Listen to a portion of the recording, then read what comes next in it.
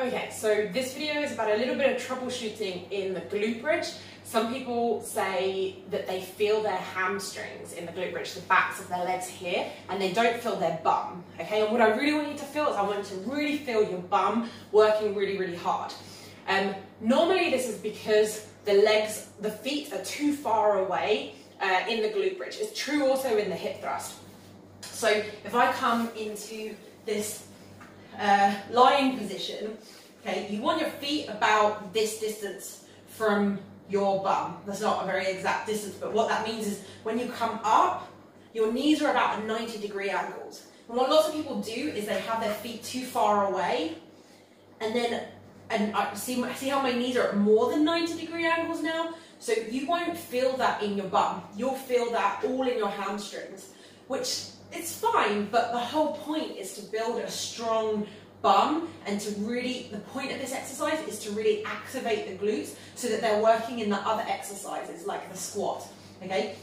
So you just want to make sure, you might need to, if you're feeling it in your hamstrings, you need to bring it in, and bring your feet in a little bit, check that you're at a 90-degree angle. And a couple more tips for like making sure that you feel the bum working, is to make sure that your feet are wide enough apart.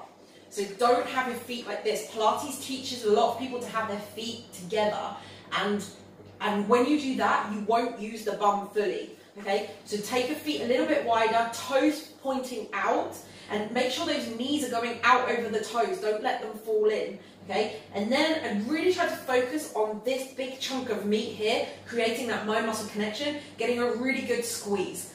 Finally, you can also just make sure that you're kind of tucking your bum a little bit, because if you go up like this, you might be getting really, really high, but I'm just arching my back, okay? So if I tuck my pelvis a little bit, see how I get that nice straight line? I take that big curve out of my back, and I can get a little bit more, pushing my knees out, all those other things that I said before, and you get a really good burn on the bum. So what you should really feel is like, you should really feel by the end of sort of 10 reps, you should really feel your bum on fire. And you could also, one final thing, you could also hold it up for an extra second at the top, just to make sure you really get that good squeeze on it. So this is exactly the same for the hip thrust, okay? So if you're in the hip thrust and you're feeling a lot of hamstrings, the chances is that your feet are too far away from your bum, and you've got too big an angle on your knees, and you're probably also got your feet too close together. Okay, then you get loads of really good burn on the hamstrings, but that's not quite what we're looking for. Take your feet a little bit wider and bring them slightly closer in. A good way of checking, get up into the top position, squeeze your bum, tuck your bum, and check that your knees are more or less at 90-degree angles, and you should get a really good burn on the glutes. Put your hand behind your head if your neck hurts.